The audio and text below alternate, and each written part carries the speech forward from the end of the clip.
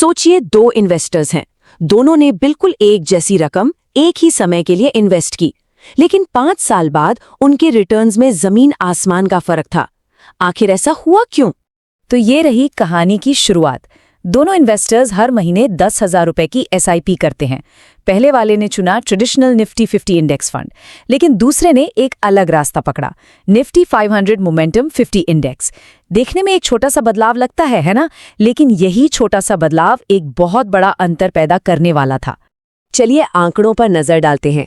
पिछले 5 सालों में निफ्टी 50 ने दिया लगभग 15.5% का सालाना रिटर्न। काफी अच्छा है, लेकिन मोमेंटम 50 इंडेक्स ने 20% से भी ज्यादा का रिटर्न दिया, मतलब हर साल लगभग 5% की एक्स्ट्रा परफॉर्मेंस।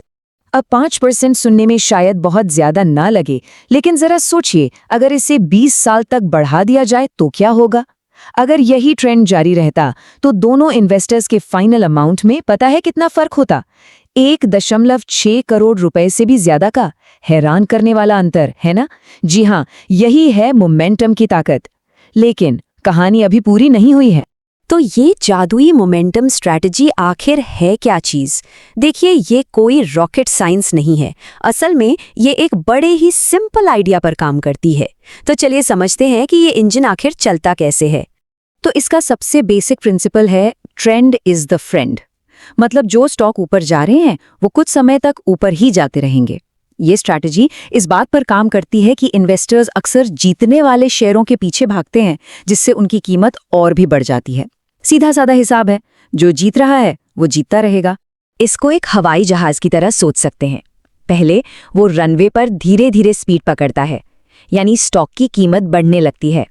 फिर वो मोमेंटम बनाता है, मतलब कीमत में तेजी और मजबूत हो जाती है, और आखिर में वो टेक ऑफ कर लेता है। मोमेंटम इन्वेस्टर बस उसी उड़ान के दौरान जहाज में सवार रहना चाहते हैं। और यही कहानी में एक ट्विस्ट आता है। हमने जबरदस्त रिटर्न का वादा तो देख लिया, लेकिन हर हाई रिवॉर्ड वाली स्ट्रैटेजी के साथ एक खतरा भी जुड़ा होता है। चलिए अब सिक्के का दूसरा पहलू भी देखते हैं।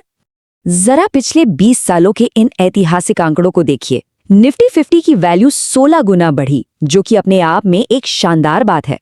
लेकिन निफ्टी 500 मोमेंटम 50 इंडेक्स, ये 63 गुना बढ़ा, मतलब लगभग 4 गुना ज्यादा।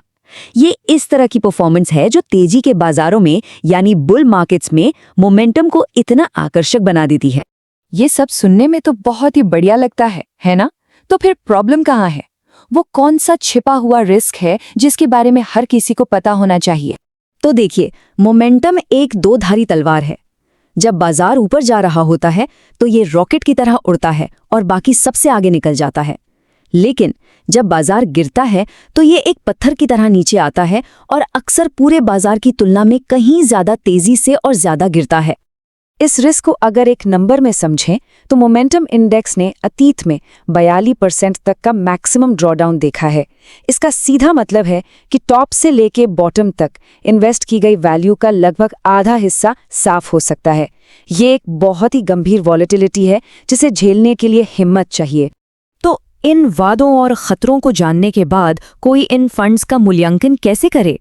चलिए कुछ प्रैक्टिकल टूल्स और मैट्रिक्स को देखते हैं जो एक सही फैसला लेने में मदद कर सकते हैं। किसी भी मोमेंटम फंड को परखते वक्त इन 4 मैट्रिक्स पर जरूर ध्यान दें। पहला, मैक्सिमम ड्रॉडाउन। ये बताता है कि सबसे बुरे दौर में कोई निवेश अपने शिखर से कितना नीचे गिर सकता है। इससे किसी को अपनी रिस्क लेने की क्षमता का अंदाजा लगता है। दूसरा, एक्सपेंस रेशियो। ये फंड मैनेजमेंट की सालाना फीस है। ये सीधे सीधे मुनाफे को कम करती है, इसलिए जितनी कम हो उतना बेहतर। तीसरा, स्थापना के बाद का समय। एक पुराना फंड मतलब उसने बाजार के कई उतार चढ़ाव देखे हैं जो उसके प्रदर्शन का बेहतर सबूत देता है। और आखिर में रोलिंग रिटर्न्स। ये किसी एक साल के रिटर्न देखने के बजाय अलग अलग टाइम पीरियड में लगातार परफॉर्मेंस को मापता है। इससे पता चलता है कि फंड का प्रदर्शन कितना कंसिस्टेंट रहा है। तो ये सब जानने के बाद एक इन्वेस्टर को इस शक्तिशाली लेकिन अस्थिर स्ट्रैटेजी को कैसे अपनाना चाहिए? इसका जवाब अनुशासन और सावधानी में छिपा है। तो एक समझदार निवेशक के तौर पर रास्ता क्या है? सबसे पहले छोटी शुरुआत करें। अपने पोर्टफोलियो का सिर्फ एक छोटा सा हिस्सा, मान लीजिए 5 से 10%, इसमें लगाएं। दूसरा, विविधता लाएं। सारे अंडे कभी एक टोकरी में नहीं रखने चाहिए। मोमेंटम को अपने बाकी निवेशों के साथ बैलेंस करना जरूरी है। तीसरा, धैर्य रखें। कम से कम 3 से 5 साल का नजरिया रखना चाहिए ताकि बाजार का एक पूरा साइकिल देखा जा सके। और सबसे जरूरी, समीक्षा करें पर तुरंत प्रतिक्रिया न दें। जब बाजार गिरे तो घबराहट में बेचने से बचना चाहिए। अपनी स्ट्रैटेजी को समझना और इमोशनल फैसलों से दूर रहना ही समझदारी है। और यहीं पर वॉरेन बफे की एक मशहूर कहावत बिल्कुल सटीक बैठती है। हालांकि बफे मोमेंटम के बजाय वैल्यू इन्वेस्टिंग के लिए जाने जाते हैं, उनका ये विचार यहाँ एकदम फिट होता है। मोमेंटम में बाजार की तेज रफ्तार के साथ चलना होता है, लेकिन जब वही रफ्तार उल्टी दिशा में जाती है तो घबराकर बाहर निकलने वाला अधीर इन्वेस्टर नुकसान उठाता है, जबकि अपनी स्ट्रैटेजी पर भरोसा रखने वाला धैर्यवान इन्वेस्टर ही तूफान को झेलकर लंबे समय में फायदा कमा पाता है। तो अंत में ये सब कुछ इस एक सवाल पर आके टिक जाता है, क्या जबरदस्त रिटर्न की संभावना उस मानसिक दबाव के लायक है जो बाजार की बड़ी गिरावट के दौरान आता है?